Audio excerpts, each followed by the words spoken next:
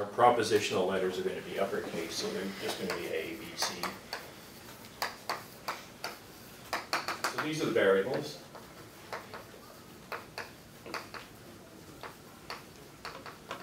And then we're going to have the truth constants. And this is standard logic. So since it's standard logic, there's only two truth constants, namely 0 and 1. Well, which I'll use, that's what I'll use. And this is for false, understood as false, and this is true. I also have parentheses, but there's a slight limit in how we're going to use those. We have implication, so these are just the symbols. We have implication, we have negation,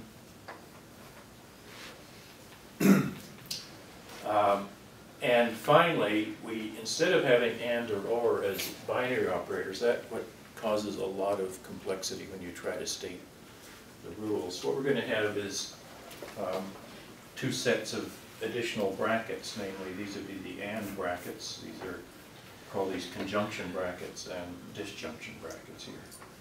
And the way it works is the things you want to conjoin together, you just write them down and bracket them with conjunction or disjunctive letters. So those are the symbols.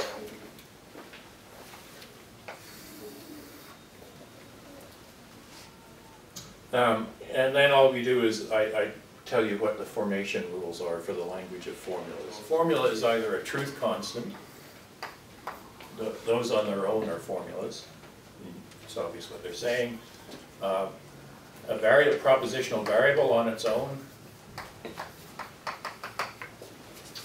Those are all formulas. And here I have to be a little careful, if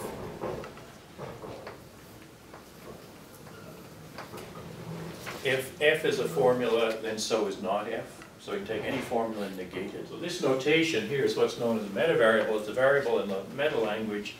It's a variable that stands for any formula.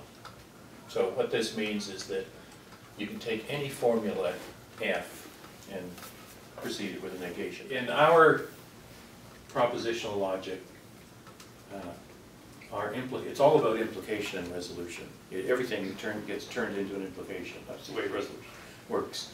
So it will work out very well if implications are very easy to write down in our object language. Now, if you use traditional notation, they aren't all that easy to write down. If it's just P implies Q, that's fine. But if there's a whole bunch of things that imply Q, then you have to write a whole bunch of ands. And then it gets even more complicated. So the way it works here, and I borrowed this idea from a famous logician named Gensen, is that implications in general look like this. You have any number, including 0, I'll say F1, F2,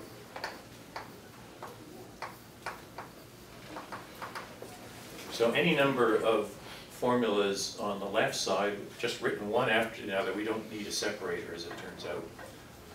And then the arrow symbol, and then any number of a different number of formulas on the right-hand side.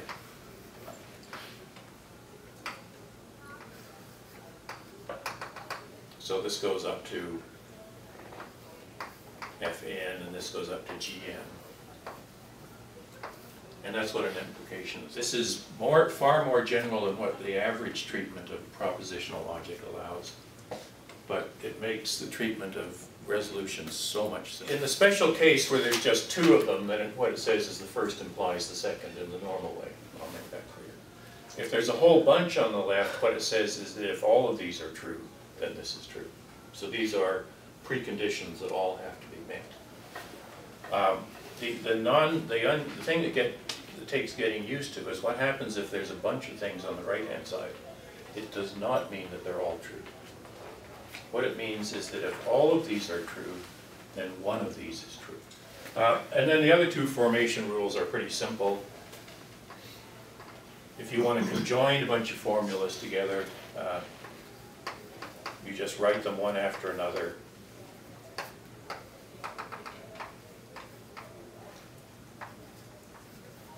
And if you want to disjoin a bunch of formulas together, you just write them one after another.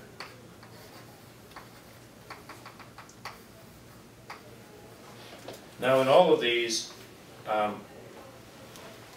n and m are greater than equal to 0, and the reason I put equal 0 is because there may not be any f's. You can have any number of f's, including 0 f's. And similarly, you can have any number of g's, including 0 g's here. Now, what does it mean to have none? That's the other tricky part. And that's it. Those are the formation rules.